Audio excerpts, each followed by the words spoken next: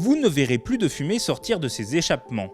À quai, les paquebots fluviaux n'utilisent plus leur générateur thermique, mais l'énergie électrique. Les embarcadères Albert-Londres, Jefferson et Lafayette, ainsi que le ponton Ariane, sont désormais raccordés à l'électricité.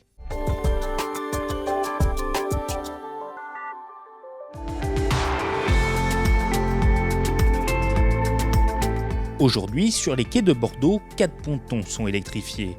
3 sont consacrés aux paquebots fluviaux et le 4e pour les bateaux en escale. C'est un projet qui s'inscrit dans 2 feuilles de route qui ont été votées en conseil de Bordeaux Métropole.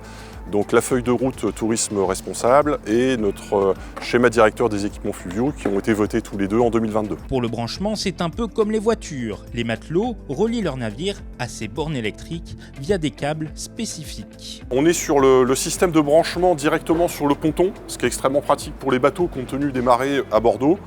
Et donc on voit là 2 lignes de 250 kWh chacune que les bateaux viennent brancher avec un code d'accès. La complexité de Bordeaux, c'est son site protégé et classé au patrimoine mondial de l'UNESCO. Pour ne pas dénaturer les quais, les postes de transformation ont été enfouis à 4 mètres de profondeur. On a installé en face le hangar 14, 2 transformateurs de 1 MW chacun, qui sont les plus grosses puissances de transformateurs qu'on puisse installer et qui permettent d'amener donc de l'électricité basse tension directement sur ces prises sur lesquelles le bateau vient se brancher quand il est à quai. Pour le Cyrano de Bergerac, se brancher lorsqu'il est à quai permet d'économiser 500 litres de carburant chaque jour. Ce raccordement présente aussi d'autres avantages. Il y a 3 points positifs. Il y a évidemment le confort sonore, il y a le fait de ne pas user le générateur puisqu'il se repose.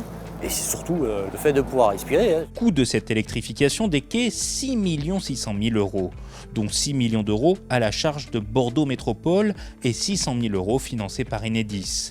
Ce projet a obtenu des subventions de l'Union européenne à hauteur de 2 millions d'euros.